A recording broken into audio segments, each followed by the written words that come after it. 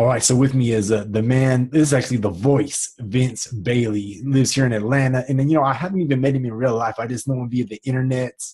Brothers from Arkansas, actually from Gary, Indiana. Has lived in Arkansas, has a news background, but he is known for his amazing voice, which you're going to hear in a second. So, thanks so much for joining us on the Video Fearless show, Vince. Hey, Amani, it's real cool to meet you too, bro.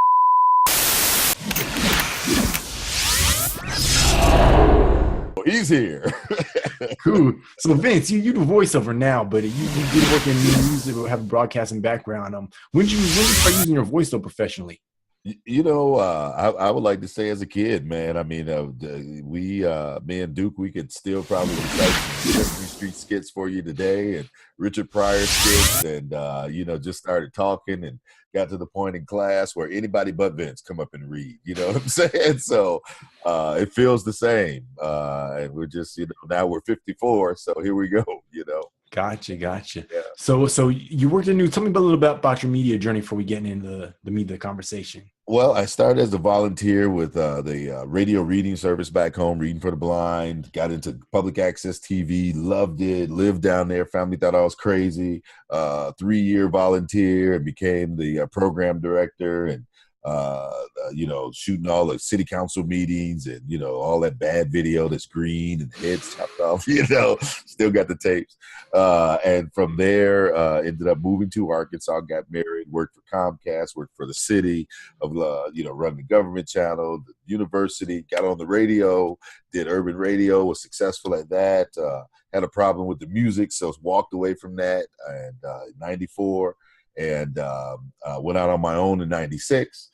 And began to do PA announcing. And of course I was, was the black guy for a while there in Arkansas, on the radio for commercials because it was, Arkansas was still going through its transition with race relations. And so it was a good time to be there and be the rep. And, just took all those experiences and I started doing PA announcing for the it was the University of Arkansas Little Rock Trojans when Derek Fisher was playing. So that tell you how far back we go. And then end up doing hockey and arena football and boxing. And, God is good, man. Awesome. Went on my own in 96, reel to reels and everything. And now all we need is a computer. That's right. Yeah. So what were some of your early memories about, using your voice, speaking on, was there any challenges that you ever had when you first got started? Any nervousness, any performance issues? What do you remember? Well, I tell you, not as many as probably most. I don't know. I guess it's a natural ham and, being getting attention as a kid, I guess, all that time. But I'm so glad you asked that question because so many people go through it. The biggest revelation for me, Amani, was when I realized that it wasn't about me. And that was like, wait a minute.